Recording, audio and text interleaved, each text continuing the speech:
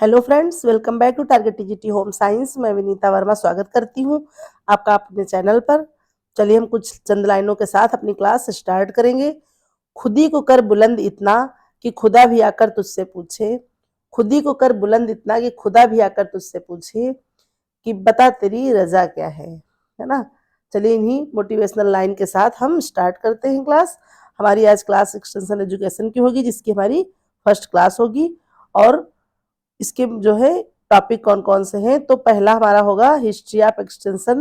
यानी कि देखिए इस तरह समझिए कि हमारा पहला जो टॉपिक होगा वो होगा प्रसार शिक्षा का इतिहास। फिर है प्रसार शिक्षा के सिद्धांत, प्रसार शिक्षा के चरण, प्रसार कार्यकर्ता, प्रसार शिक्षा और जो है उसकी प्रसार शिक्षा की प्रेरणा कहाँ से मिली, ये सारी चीजें मुख्य बिंदु हमारी इस क्लास के जो प्रश्न होंगे, इसी थ्योरी से ये प्रश्न बने हैं। तो चलिए बिना देर के हुए हम स्टार्ट करते हैं अपनी सीरीज, है ना। हमारी सीरीज का पहला प्रश्न है,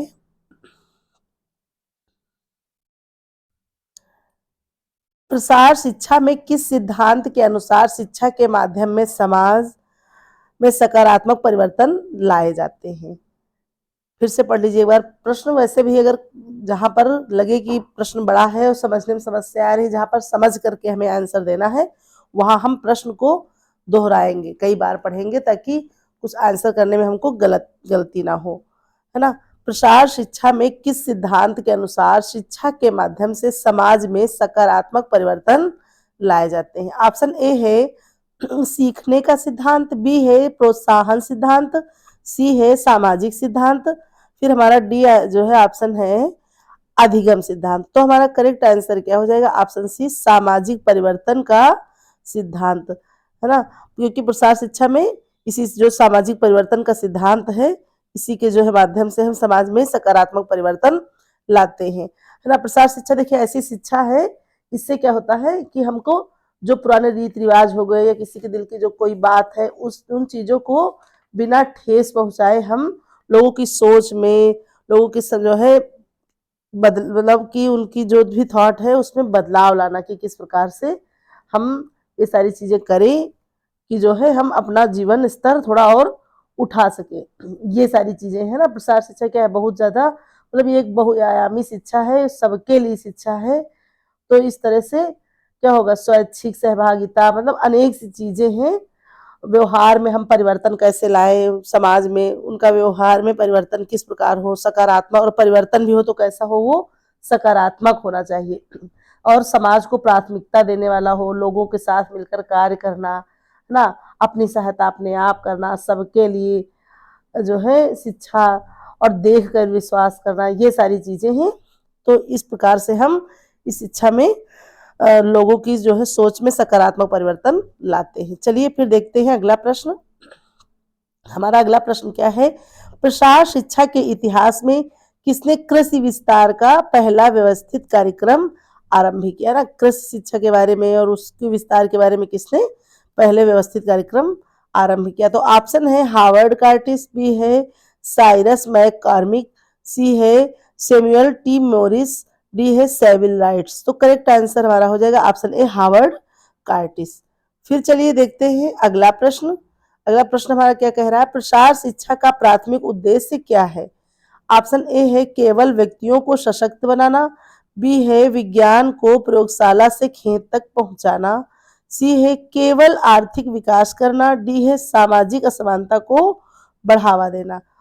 तो हमारा करेक्ट आंसर क्या हो जाएगा, प्राथमिक उद्देश्य क्या होगा? ऑप्शन बी, विज्ञान को प्रयोगशाला से खेत तक पहुंचाना। देखिए क्योंकि सबसे पहली बात है कि प्रसार शिक्षा को जो है क्या कहते हैं कि ये ग्रामीणों की शिक्षा है ना। ग्रामीणों के लिए शिक्षा है, ग्रामीणों का जो है जीवन स्तर कैसे उतारा जाए, कैसे ऊपर उठाया जाए, उनके रहन सहन में कैसे जो है बदलाव लाया जाए। तो जो है ये इस तरह से है। तो जो विज्ञान प्रयोगशाला में नई नई चीजें हो रही हैं, तो उनको जो है पहुंचाने के लिए, ऊपर उनका स्तर उठाने के लिए हम क्या करेंगे? तो इसका प्राथमिक उद्देश्य ही यही है कि हम खेत तक उस जो है विज्ञान वैज्ञानिक तरीकों को, उनकी टेक्निक को हम खेत तक पहुंचाएं। फिर अगला प्रश्न हमारा है, विविधता में एकता किस सिद्धांत से संबंधित है ना। तो ऑप्शन देख लेते हैं अपने। ए है सहयोग सिद्धांत, बी है स्थानीयकरण सिद्धांत, सी है अनुकूलन सिद्धांत, डी है समायोजन सिद्धांत। तो करेक्ट आंसर क्या हो जाएगा? ऑप्शन डी समायोजन सिद्धांत। समायोजन सिद्धांत में हम विविधता में एकता का सिद्धांत देखते हैं। फिर अगला है कृषि प्रसार शब्द का सबसे पहले उपयोग कब और किसने किया?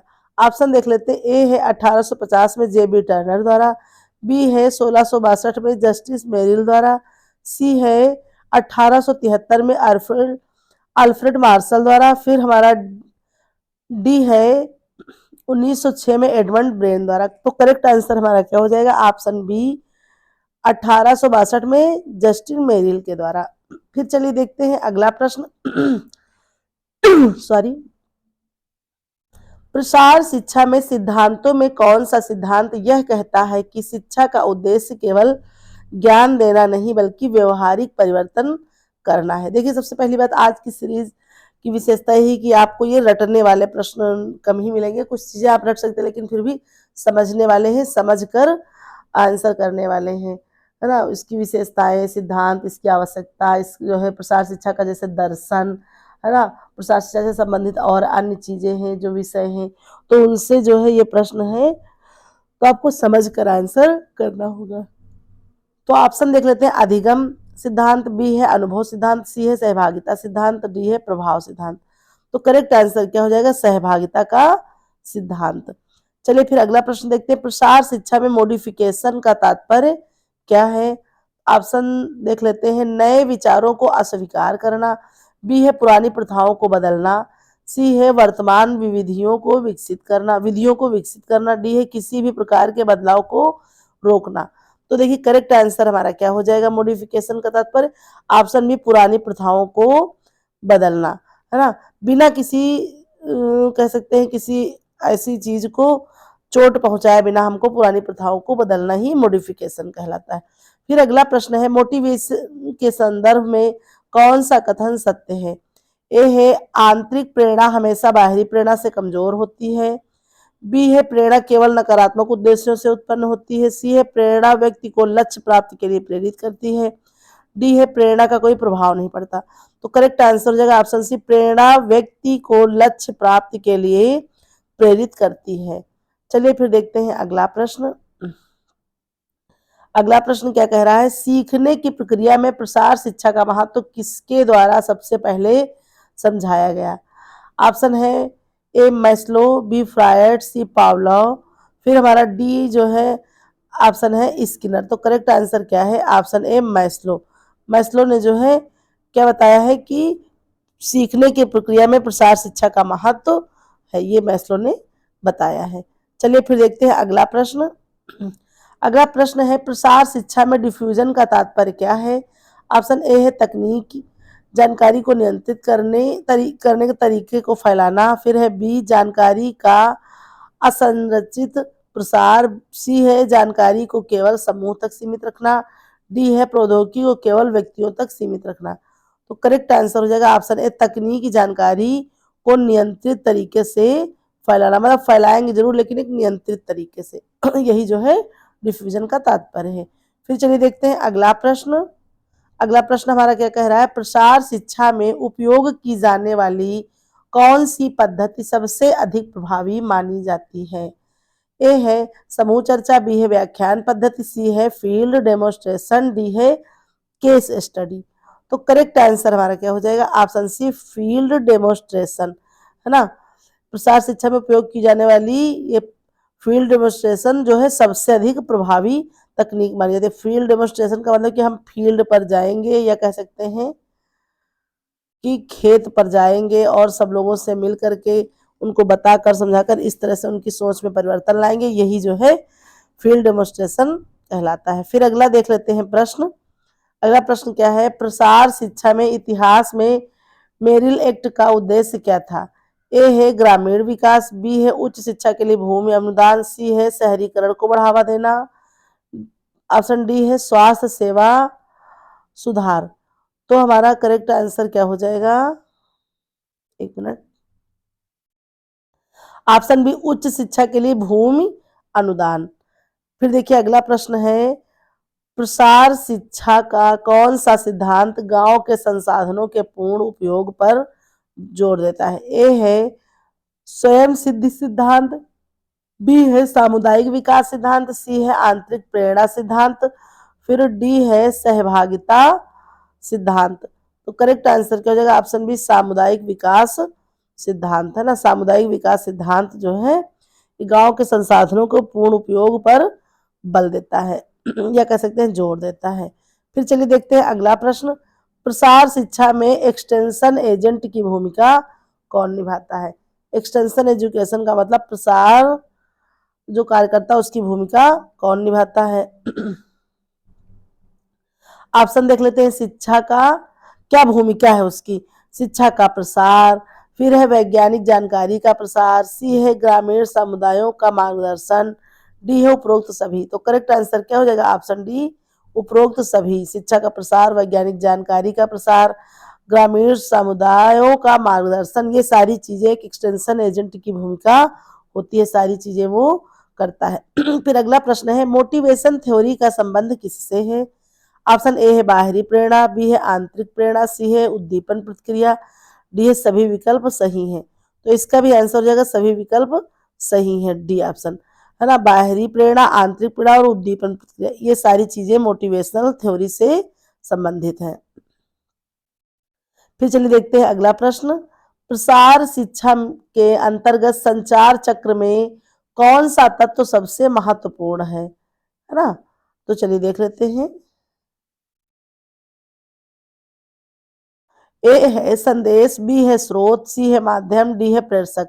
तो करेक्ट आंसर क्या हो जाएगा? ऑप्शन बी स्रोत, है ना। प्रसार शिक्षा के अंतर्गत संचार चक्र में सबसे ज्यादा महत्वपूर्ण क्या है? तो वो है स्रोत। फिर चलिए अगला प्रश्न देखते हैं। ग्रामीण विकास के लिए प्रसार शिक्षा की पहली औपचारिक शुरुआत कब हुई? ऑप्शन ए है 1914, बी है 1920, है ना, सी है 1937, इसके बाद फिर हमारा डी ऑप्शन है 1945। तो करेक्ट आंसर हमारा क्या हो जाएगा? ऑप्शन ए 1914, है ना। यही हमारा करेक्ट आंसर हो जाएगा कि ग्रामीण विकास के लिए जो है प्रसार शिक्षा की पहली औपचारिक शुरुआत 1914 में हुई। फिर चलिए देखते हैं अगला प्रश्न।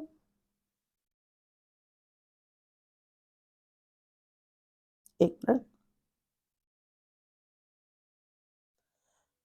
फील्ड ट्रायल का उपयोग किसके लिए किया जाता है? तो ऑप्शन ए है नई विधियों के प्रदर्शन के लिए, बी है शोध के लिए, सी है प्रचार के लिए प्रसार के लिए, डी है सभी।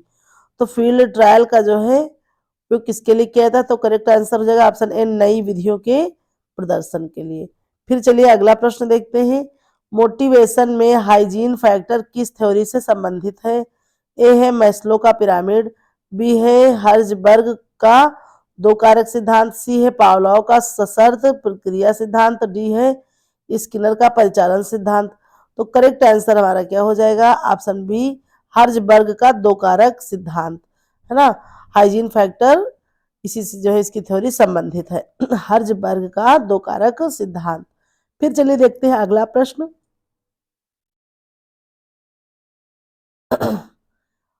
प्रसार शिक्षा के अंतर्गत उपयोगी फीडबैक का मुख्य उद्देश्य क्या है? ऑप्शन ए है शिक्षण प्रक्रिया को समाप्त करना, बी है लक्ष्य को की प्राप्ति का आकलन करना, सी है शिक्षा में रुकावट लाना, डी है किसी भी प्रकार की प्रक्रिया को रोकना। तो करेक्ट आंसर है ऑप्शन बी लक्ष्य की प्राप्ति का आकलन करना। फिर चलिए देखते हैं नेक्स्ट क्वेश्चन। प्रसार शिक्षा में त्रिस्तरीय संपर्क पद्धति का मुख्य उद्देश्य क्या है? ऑप्शन ए है व्यक्तिगत संचार को बढ़ावा देना, बी है समूह संचार को सीमित करना, सी है नई तकनीक को तेज प्रसारण को सुनिश्चित करना, डी है केवल शहरी क्षेत्रों पर ध्यान केंद्रित करना। तो देखिए करेक्ट आंसर हमारा क्या हो जाएगा? ऑप्शन सी नई तकनीक के तेज प्रचार को सुनिश्चित करना, है ना। यही जो है त्रिस्तरीय संपर्क पद्धति का मुख्य उद्देश्य है। फिर चलिए देखते हैं अगला प्रश्न।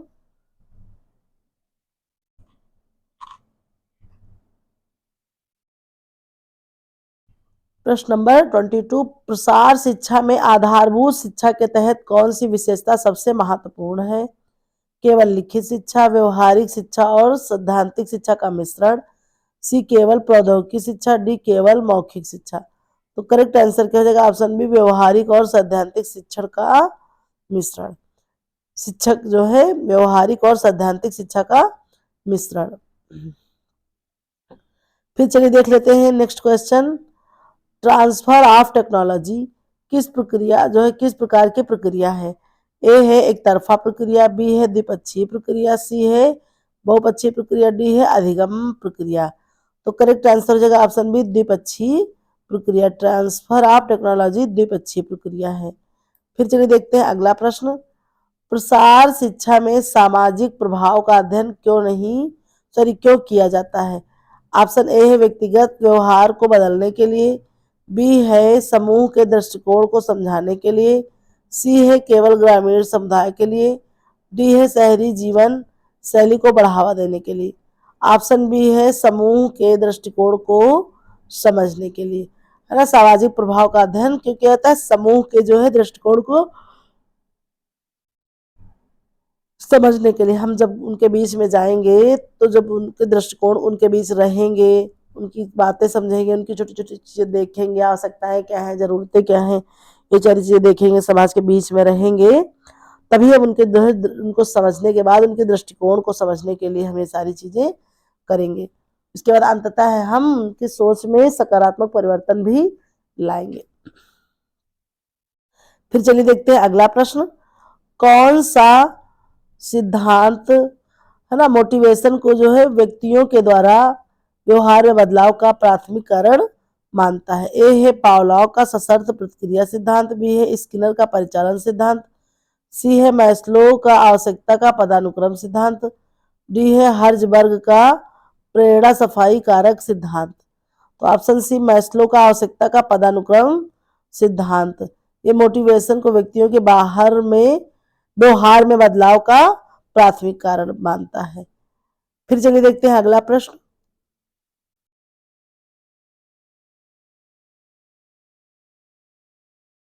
एक मिनट,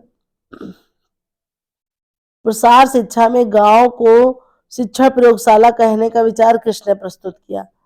ए है एटी मेरिस, बी है सी एल स्मिथ, सी है जेबी टर्नर, फिर है एच एल वेली। तो करेक्ट आंसर क्या हो जाएगा? ऑप्शन डी, एच एल वेली। ठीक है, फिर चलिए देखते हैं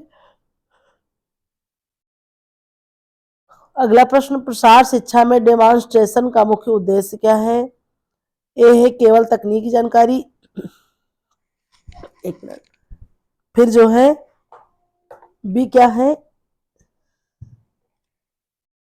बी है केवल लिखित सामग्री का प्रचार, सी है व्यवहार में बदलाव और विश्वास पैदा करना, डी है शैक्षणिक परीक्षण करना। तो करेक्ट आंसर हमारा क्या हो जाएगा? एक मिनट,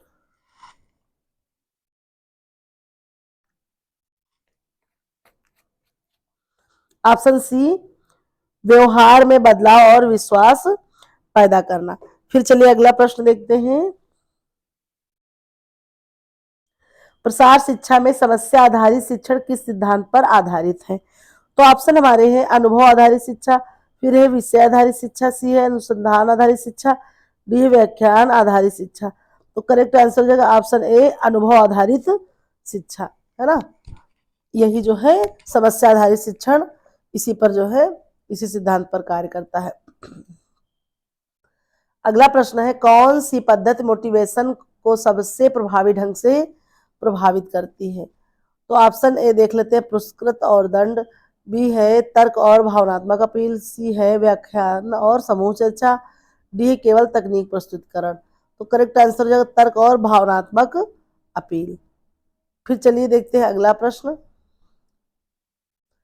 प्रसार शिक्षा में सक्रिय सहभागिता को बढ़ावा देने के लिए कौन सा तरीका सबसे उपयुक्त है? ए है व्यक्तियों के साथ सीधा संपर्क, बी है समूह कार्यशालाएं और फील्ड भ्रमण, सी है केवल ऑनलाइन शिक्षण, डी है केवल व्याख्यान। तो करेक्ट आंसर क्या हो जाएगा? ऑप्शन बी, समूह कार्यशालाएं और फील्ड भ्रमण। यही क्या है? सक्रिय सहभागिता को बढ़ावा देता है भाई। जो है जब हम समूह कार्यशालाएं बनाएंगे, फील्ड भ्रमण करेंगे, क्षेत्रों में जाएंगे, खेतों में जाएंगे, लोगों से मिलेंगे, तभी जो है हम क्या कर पाएंगे, उनको जो है सक्रिय कर पाएंगे, उनकी सोच में बदलाव लाएंगे और उनकी सहभागिता को सुनिश्चित करेंगे। फिर चलिए देखते हैं अगला प्रश्न। प्रसार शिक्षा में चयनात्मक अधिगम का तात्पर्य क्या है? ए है केवल कुछ लोगों का शिक्षा देना, बी है केवल प्रासंगिक जानकारी का उपयोग करना, सी है सभी जानकारी को याद रखना, डी है असंगत जानकारी को नजरअंदाज करना। तो ऑप्शन बी हो जाएगा हमारा करेक्ट आंसर, केवल प्रासंगिक जानकारी का उपयोग करना। यही जो है चयनात्मक अधिगम का तात्पर्य है। फिर चलिए देखते हैं अगला प्रश्न। प्रसार शिक्षा के इतिहास में कौन सा आंदोलन सामुदायिक विकास का प्रारंभिक उदाहरण माना जाता है? ऑप्शन ए है ब्रिटिश साम्राज्य आंदोलन, बी है संयुक्त राज्य अमेरिका का भूमि अनुदान आंदोलन, सी है हरित क्रांति, डी है औद्योगिक क्रांति। तो करेक्ट आंसर क्या है? ऑप्शन बी संयुक्त राज्य अमेरिका का भूमि आंदोलन, है ना। यही जो है सामुदायिक विकास का प्रारंभिक उदाहरण यहीं से माना जाता है। फिर चलिए देखते हैं अगला प्रश्न। फीडबैक का महत्व प्रसार शिक्षा में क्यों है? ऑप्शन ए है योजना और क्रियान्वयन की गुणवत्ता सुधारने के लिए, शिक्षण को रोकने के लिए, केवल नकारात्मक बिंदुओं की पहचान के लिए। तो केवल लगा है इसलिए ये होगा नहीं। करेक्ट आंसर हो जाएगा ऑप्शन ए योजना और क्रियान्वयन, जो है आपका जो क्रियान्वयन है उसकी गुणवत्ता का सुधार करना। फीडबैक जब हमें भाई मान लीजिए मैं पढ़ा रही हूँ तो एक तरफा संचार है ही है, मैं लाइव क्लास से लेती नहीं हूँ। अगर आप लोग कोई भी अगर पढ़े इसको मेरी क्लास को, तो अगर एक आधी कमेंट आ जाता है तो मुझे लगता है कि हाँ मुझे फीडबैक मिल गया। तो यही चीज है, फीडबैक जब होगा तो मान लीजिए मेरे में जो भी कमियां हैं या जो भी जो समस्याएं हैं अगर आप उनको बताएंगे, अवगत कराएंगे, तो हम क्या करेंगे, जो हमारी योजना है उसके क्रियान्वयन में हम और उसकी गुणवत्ता में सुधार कर पाएंगे।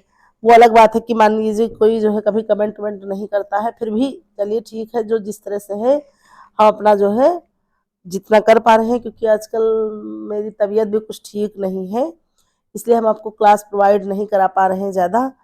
और वैसे भी देखिए परीक्षा का समय बिल्कुल आ गया है, मान के चलिए एकदम ऑफिशियल आपकी डेट आ गई है, आपके पास 3 महीने हैं, 3 सवा 3 महीने, उसी में आपको तैयारी करनी है। तो आप धैर्य के साथ तैयारी करते रहिए धीरे धीरे। तो जो है फिर चलिए देखते हैं, बढ़ते हैं आगे, देखते हैं अपना अगला प्रश्न। इन सब बातों का विशेष वो नहीं है, क्योंकि मोटिवेशन मान के चलिए मोटिवेशन तो ठीक ही है, हम भी करते रहते हैं बीच बीच में मोटिवेशन, जो है करना भी चाहिए, मोटिवेट अपने आप में रहना भी चाहिए। फिर भी अगर जो है बार बार हर बार अगर मोटिवेशन की आवश्यकता पड़ रही है तो कहीं कहीं ये आपको अपने अंदर सुधार की आवश्यकता है, अगर जो भी कोई संघर्ष कर रहा है उसके लिए। क्योंकि एक अंदर ऐसी भावना जागृत होनी चाहिए, हर वक्त होनी चाहिए, ऐसा जुनून हर वक्त होना चाहिए कि आपको बार बार किसी भी जो है बाहरी तत्व की, बाहर किसी के साथ की सहयोग, वो सारी चीजें हैं, आवश्यकता होती है। फिर भी जो है इतना नहीं कि अगर पता लगा हम 4 ठो मोटिवेशनल वीडियो ही बैठ कर देख रहे हैं, 4 ठो ये चीजें देख रहे हैं, वो चीजें देख रहे हैं, तो समय हमारा निकल रहा है, पढ़ाई अपनी सभी टाइम पर नहीं कर पा रहे हैं। तो ये सारी चीजें हैं। तो चलिए देखते हैं अगला प्रश्न। अधिगम के लिए प्रेरणा में सबसे अधिक प्रभाव किसका होता है? तो ऑप्शन ए है बाहरी पुरस्कार, बी है आंतरिक रुचि, सी है दंड और नियंत्रण, डी है समूह दबाव। तो करेक्ट आंसर है ऑप्शन बी आंतरिक रुचि। अगला प्रश्न है प्रसार शिक्षा में स्थानीय परिस्थितियों का अध्ययन क्यों आवश्यक है? ए है ग्रामीण विकास की योजना के लिए, बी है शहरीकरण को बढ़ावा देने के लिए, सी है केवल सांख्यिकीय आंकड़ों को संकलित करने के लिए। तो करेक्ट आंसर हो जाएगा ऑप्शन जो है डी भी देख लीजिए, शैक्षिक सामग्री को सीमित करना। ऑप्शन ए हो जाएगा ग्रामीण विकास की योजना बनाने के लिए, है ना। स्थानीय परिस्थितियों का अध्ययन भी इसीलिए आवश्यक है। फिर चलिए देखते हैं अगला प्रश्न। कृषि प्रसार शिक्षा का मुख्य उद्देश्य क्या है? ऑप्शन देख लेते हैं। वैज्ञानिक जानकारी का वितरण, एक मिनट, है ना। फिर है कृषि उत्पाद का निर्यात, फिर अगला है केवल औद्योगिक विकास,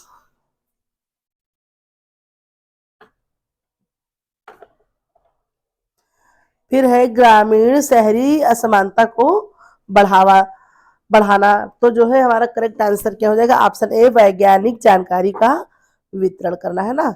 वैज्ञानिक जानकारी को जो है वितरण करना, उनको समझाना, लोगों को किस प्रकार से वो अपना जो है जीवन और ज्यादा कौशल जो है अच्छे से जीवन यापन कर सके, उनको कृषि के तरीकों में जो है सुधार ला जाए, इसके उन्नत खेती, उन्नत कृषि वो किस प्रकार कर सके, उन्नत बीज प्राप्त करना और अन्य चीजें, ये सारी चीजें हैं।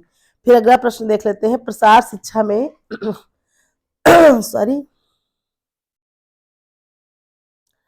समुदाय आधारित शिक्षण का उद्देश्य क्या है। ए है समाज की समस्याओं का समाधान खोजना, बी है व्यक्तियों को शिक्षा देना, सी है केवल वैज्ञानिक तकनीक का प्रचार, डी है कि व्यक्तियों का कार्य के लिए मजबूर करना।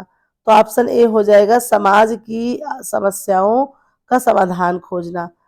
फिर देखिए अगला प्रश्न है, सकारात्मक प्रेरणा का सबसे बड़ा लाभ क्या है।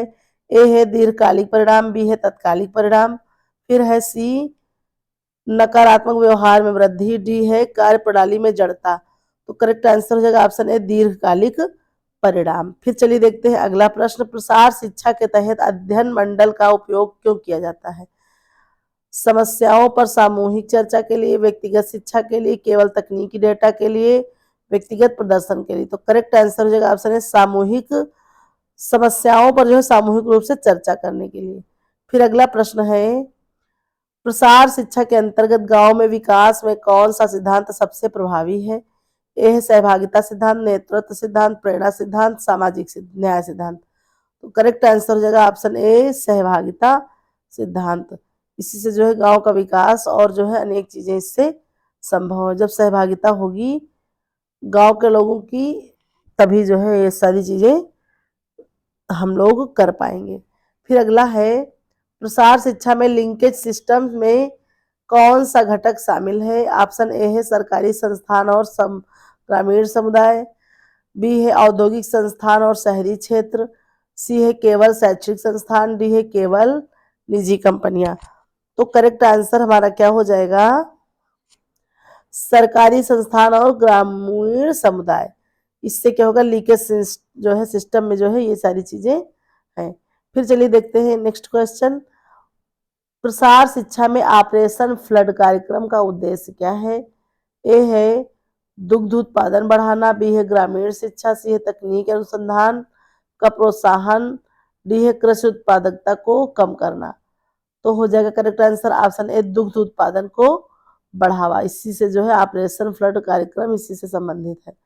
फिर अगला प्रश्न है, प्रसार शिक्षा में जन माध्यम का मुख्य कार्य क्या है। ए केवल जानकारी प्रदान करना, बी है जागरूकता और भागीदारी को बढ़ाना, सी है केवल मनोरंजन, डी है केवल लाभ अर्जित करना। तो करेक्ट आंसर क्या हो जाएगा ऑप्शन बी जागरूकता और भागीदारी को बढ़ाना। फिर चलिए देखते हैं नेक्स्ट क्वेश्चन, सकारात्मक एक मिनट सॉरी सकारात्मक व्यवहार परिवर्तन प्रसार शिक्षा के किस उद्देश्य को प्रकट करता है। ए है अधिगम सिद्धांत, बी है उद्देश्य पूर्ण शिक्षा, सी है तकनीकी विस्तार, डी है प्रेरक सिद्धांत। तो देखिए सकारात्मक व्यवहार परिवर्तन प्रसार शिक्षा के किस उद्देश्य को प्रकट करता है। तो सबसे महत्वपूर्ण यहाँ पर टॉपिक होगा ऑप्शन बी उद्देश्य पूर्ण शिक्षा। भाई जो हमारी शिक्षा होगी वो जो है कोई ना कोई उद्देश्य लिए होगी आपस में, तभी जो है हम सकारात्मक व्यवहार में परिवर्तन ला पाएंगे, है ना। उद्देश्यपूर्ण शिक्षा होनी चाहिए। फिर चलिए देखते हैं अगला क्वेश्चन, प्रसार शिक्षा में फील्ड ट्रायल में कौन सा चरण सबसे महत्वपूर्ण है। यह योजना बनाना, क्रियान्वयन, मूल्यांकन, डेटा संग्रह। तो करेक्ट आंसर हो जाएगा ऑप्शन सी मूल्यांकन, है ना। प्रसार शिक्षा के फील्ड ट्रायल में जो है कौन सा चरण सबसे महत्वपूर्ण है, तो वो होगा मूल्यांकन। फिर चलिए अगला है, प्रसार शिक्षा में ग्राम स्तर कार्यकर्ता की मुख्य भूमिका क्या है। ऑप्शन देख लेते हैं, ए है ग्राम विकास की योजना बनाना, बी है सरकार के निर्णय लागू करना, सी है वैज्ञानिक जानकारी को ग्रामीणों तक पहुंचाना, फिर है डी केवल आंकड़े एकत्र करना, सी है वैज्ञानिक जानकारी को ग्रामीणों तक पहुंचाना। हमारा करेक्ट आंसर हो जाएगा, है ना, वैज्ञानिक जानकारी को ग्रामीणों तक पहुंचाना। यही जो है ग्राम स्तर कार्यकर्ता की भूमिका होती है। फिर चलिए देखते हैं अगला प्रश्न, मोटिवेशन का आंतरिक कारक कौन सा है? आंतरिक जो चीज है यानी कि जो इंटरनल है वो क्या है? ऑप्शन है आत्मसंतोष, पुरस्कार, समूह का दबाव, दंड। तो करेक्ट आंसर क्या हो जाएगा? ऑप्शन ए आत्मसंतोष, है ना। आत्मसंतोष जब होगा वही हमारा आंतरिक कारक है। फिर चलिए अगला प्रश्न है, प्रसार शिक्षा में डिफ्यूजन प्रक्रिया के तहत कौन सा चरण सबसे महत्वपूर्ण है? ए है जानकारी का प्रसार करना, बी है जानकारी का प्रयोग, सी है जानकारी का मूल्यांकन, डी है जानकारी का संग्रहण।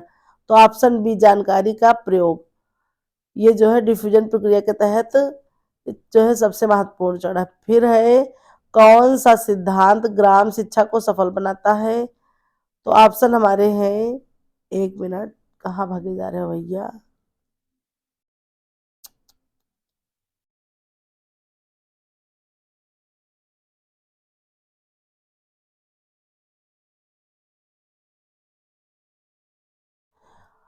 वैज्ञानिक जानकारी को ग्रामीणों तक पहुंचाना। फिर देखिए मोटिवेशन का आंतरिक कारक हो गया आत्मसंतोष हो जाएगा। फिर अगला प्रश्न है, प्रसार शिक्षा में डिफ्यूजन प्रक्रिया के तहत कौन सा चरण सबसे महत्वपूर्ण है? जानकारी का प्रसार, जानकारी का प्रयोग, जानकारी का मूल्यांकन, जानकारी का संग्रहण। करेक्ट आंसर जो ऑप्शन भी जानकारी का प्रयोग। फिर चलिए देखते हैं अगला प्रश्न, कौन सा सिद्धांत ग्राम शिक्षा को सफल बनाता है? ए है संचार सिद्धांत, बी है सहभागिता सिद्धांत, सी है सहयोग सिद्धांत, डी है नेतृत्व सिद्धांत। करेक्ट आंसर हो जाएगा ऑप्शन बी सहभागिता सिद्धांत, यही जो है ग्राम शिक्षा को सफल बनाता है। फिर देखिए आज की सीरीज का आखिरी प्रश्न है, प्रसार शिक्षा में मोटिवेशन के सिद्धांत का प्राथमिक उद्देश्य क्या है? ऑप्शन ए है लक्ष्य प्राप्ति के लिए प्रेरित करता है, बी है केवल ज्ञान का प्रसार, सी है समाज में असमानता बढ़ाना, डी है केवल तकनीकी विस्तार। तो करेक्ट आंसर क्या हो जाएगा? ऑप्शन ए लक्ष्य प्राप्ति के लिए प्रेरित करना। प्रसार शिक्षा में मोटिवेशन का सिद्धांत जो है इसका उद्देश्य क्या है? इसका उद्देश्य है लक्ष्य प्राप्ति के लिए प्रेरित करना, किसी को भी जो भी उसका लक्ष्य है उस तक पहुंचना, उसके पास पहुंचना, इस किन किन स्थितियों से गुजरना, इन सब के लिए प्रेरित करना। तो इस तरह से ये हमारी जो है आज की सीरीज हो गई। फिर जो है मिलेंगे नेक्स्ट वीडियो में। अब कब अपलोड हो पाएगा नेक्स्ट वीडियो ये मैं कुछ कह नहीं सकती, इसमें तबीयत बिल्कुल भी सही नहीं है, बहुत सारी समस्याएं हैं स्वास्थ्य में, इसलिए जो है आपकी क्लास कंटिन्यू कर नहीं पा रहे हैं। बाकी आप कहीं से भी जुड़िए, कहीं से भी पढ़िए, ठीक है। सेल्फ स्टडी पे बहुत ज़्यादा फोकस करिए और समय निकाल करके रिवीजन करिए और एक प्रैक्टिस सेट डेली लगाइए। देखिए जो है मैम ज्योति मैम का जो है प्रैक्टिस सेट भी लॉन्च हो गया है, तो आप चाहे तो वो बुक मंगवा लीजिए, तो उससे जो है डेली डेली एक प्रैक्टिस करेंगे तो जो है इस तरह से आपके लिए ईजी हो जाएगा बहुत ज़्यादा। तो जो है इस तरह से आप पढ़ते रहिए। थ्योरी पढ़ाने तो हम तो थ्योरी भी पढ़ा दें, लेकिन हमने देखा कि आप लोग प्रश्नों को ज़्यादा प्रिपेयर करते हैं, तो जिस तरह से हो पा रहा है हम इसीलिए मुख्य मुख्य जो है टॉपिक बता करके फिर उस तरह से प्रश्न हम बना रहे हैं ताकि आप लोगों का एक एक करके सिलेबस कंप्लीट हो जाए। चलिए फिर मिलते हैं नेक्स्ट वीडियो में, तब तक के लिए बाय बाय।